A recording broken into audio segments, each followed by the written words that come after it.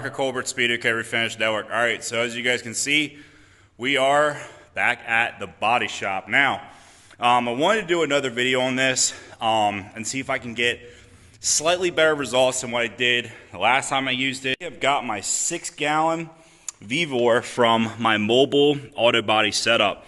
Now this did really good. We shot like the whole side of a Mitsubishi with it, and it did really good. However, I wanted to see, in a shop setting where I'm only doing, 2 fenders, a hood, and a bumper, can I get as good of results as I would with my 60-gallon Craftsman?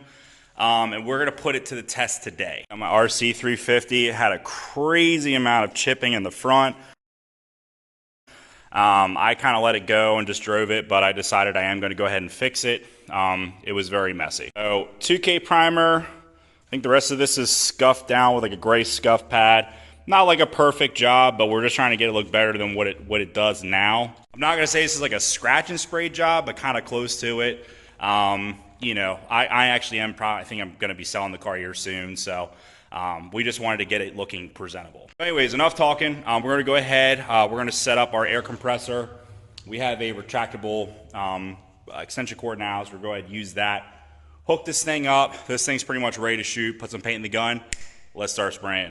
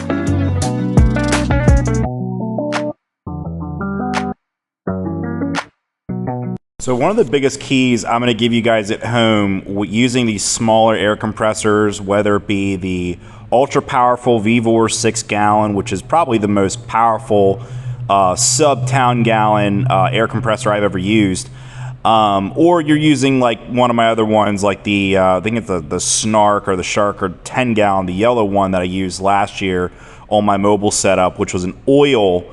It is a oil-fed compressor, not oilless. The biggest thing I'll tell you guys is this, your clear coat is where you're going to use the most air, right? Your base coat, it is very easy to achieve a base coat finish with these smaller compressors. Now the clear coat, that is where you are going to chew up all of your air supply. You need a lot more air for clear. So as you guys can see, this fender, we're spraying it. I am out of air, almost out of air by the time I get to the bottom of the fender. So our split was actually fender, corner bumper, half hood, fender, corner bumper. So I had to stop about 5 times for each coat of clear on this front end, to achieve a good finish. It was very challenging, but I had a lot of fun and I learned a lot. And the biggest thing is, guys, use a clear that dries slower. This is the SMR42, obviously. It is a show quality clear coat, however, it is very suitable as well for collision work, OEM paint to match work on higher end cars like these ones right here. And use a slower drying clear. That way you guys don't feel the pressure of, oh, I gotta hurry up and get this next, section coated before I get dry spray on the spot that I just sprayed. Don't use fast dry clears, okay? Use a very slow clear.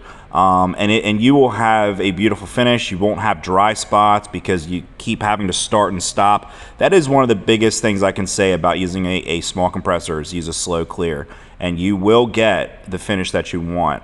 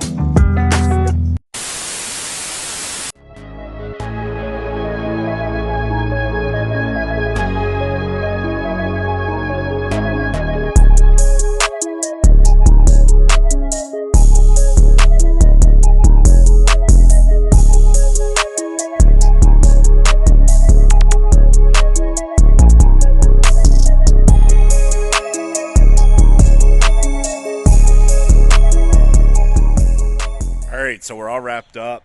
How did it come out? Let's talk about it. Let's walk over here and take a look at it. So overall, I am very happy with the gloss and the finish. It honestly makes the rest of the car look like crap now. I have to do a lot more buffing to the back half of this car to get it to even remotely match the front. So issues we had with the small compressor, I'm gonna go right off the start, runs. Now some of that could be user error, and I highly take, key to that. Another thing is that when you're working with a smaller compressor, you don't have as much air pressure, so the paint doesn't atomize as well. In order to not get runs, one of the key things that you have to have is air pressure. You have to make sure your paint is atomizing properly, because if it's going on the surface super thick and chunky, you're gonna have more possibility of runs. Now another issue we're having kind of bad, we are getting water in the paint. I'm not sure if it's because it's just super humid and it's that kind of that time of year, but we are getting some really bad water issues. I've been trying to chase this issue for a while, and we finally diagnosed it. It is the beads we're using. We use desiccant beads to get dry air, and I guess the manufacturer changed their formula, and now the beads are like really large, and you would think that they would absorb more water, but they actually absorb less. But once again, guys, look, you guys know my golden rule: standing 3 to 5 feet away, this thing looks amazing. Is it possible to paint larger surfaces with a smaller compressor? Absolutely. You guys see the finish I got. It was a little bit difficult. Had to keep letting the compressor fill up. Probably spray this fender, spray the bumper, let it fill up, spray the hood, let it fill up, and then spray this bumper side, this fender, let it fill up again. So is it possible? Absolutely. However, you're always going to be limited when you're using a small air compressor. You're always going to be limited to what type of air filtration devices you can use, because remember, it's a small air compressor. You don't have a whole lot of pressure. So when you go ahead and you add on filtration devices, you lose like all your air. I've tried it before. I've tried putting a 3-stage air filtration system on like one of these smaller 10-gallon air compressors, and you just cut your air pressure in half. So you guys will have possible issues with oil and water contamination in your airlines, because you can only put a very small filter on your gun, and that will lead to possible issues.